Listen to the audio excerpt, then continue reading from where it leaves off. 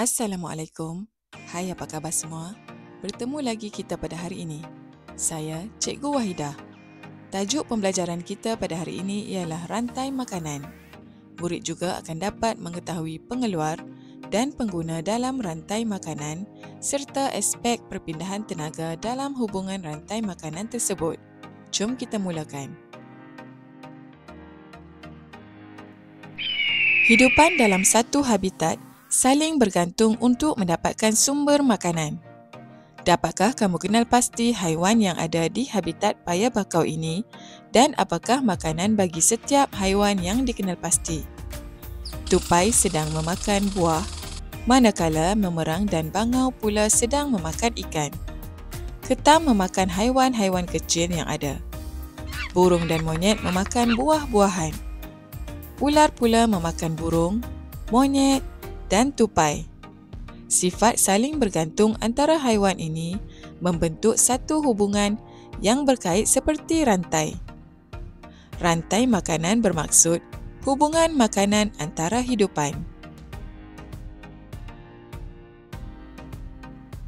Berdasarkan semua hidupan yang dikenal pasti dalam habitat paya bakau, kita dapat menyatakan bahawa buah-buahan dimakan oleh tupai. Tupai dimakan oleh ular. Ular pula dimakan oleh helang. Hubungan ini juga dapat ditunjukkan seperti berikut.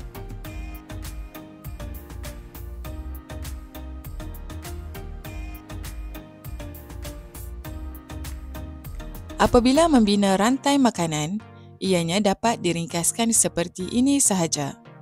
Buah-buahan dimakan oleh tupai, tupai dimakan oleh ular dan ular dimakan oleh helang. Anak panah bermaksud dimakan oleh. Hubungan makanan antara hidupan di atas ialah contoh rantai makanan dalam habitat di paya bakau. Cuba kamu bina rantai makanan yang lain dalam habitat ini. Pengeluar dan pengguna. Masihkah kamu ingat dengan proses fotosintesis? Tumbuh-tumbuhan menghasilkan makanannya sendiri dengan kehadiran cahaya matahari. Oleh itu, tumbuhan adalah pengeluar. Bolehkah hidupan lain menjadi pengeluar? Jawapannya tidak boleh. Tumbuh-tumbuhan sahaja yang boleh menjalankan proses fotosintesis. Tumbuh-tumbuhan mendapat tenaga daripada cahaya matahari yang seterusnya menjadi sumber tenaga untuk tumbuhan menjalankan proses fotosintesis. Bagaimanakah dengan haiwan lain seperti tupai, memerang, ular dan helang yang tidak dapat membuat makanannya sendiri? Daripada manakah haiwan-haiwan ini mendapat sumber tenaga? Tupai ialah pengguna yang memakan buah-buahan. Memerang ialah pengguna yang memakan ikan.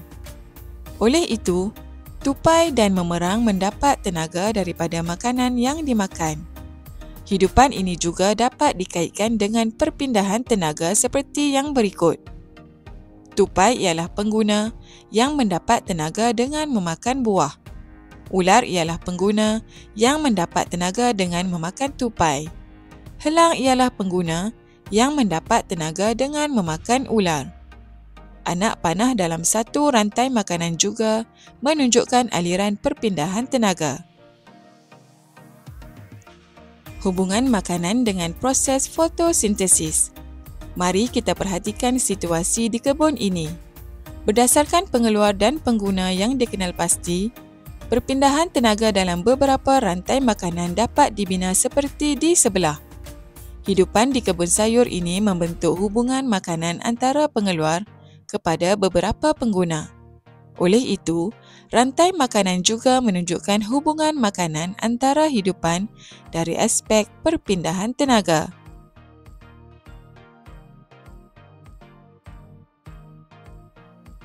Mari kita lihat hidupan di habitat sawah padi pula.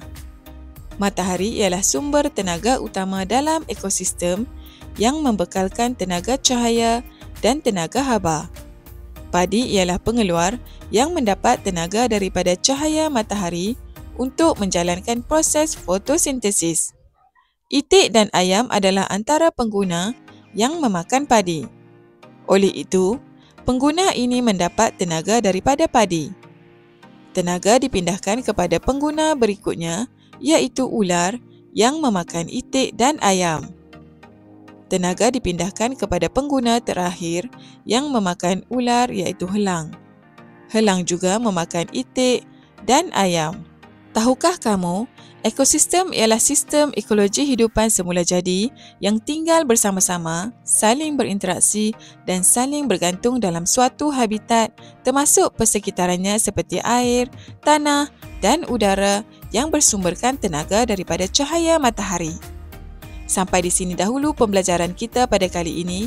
Berjumpa lagi untuk tajuk yang seterusnya iaitu siratan makanan. Assalamualaikum.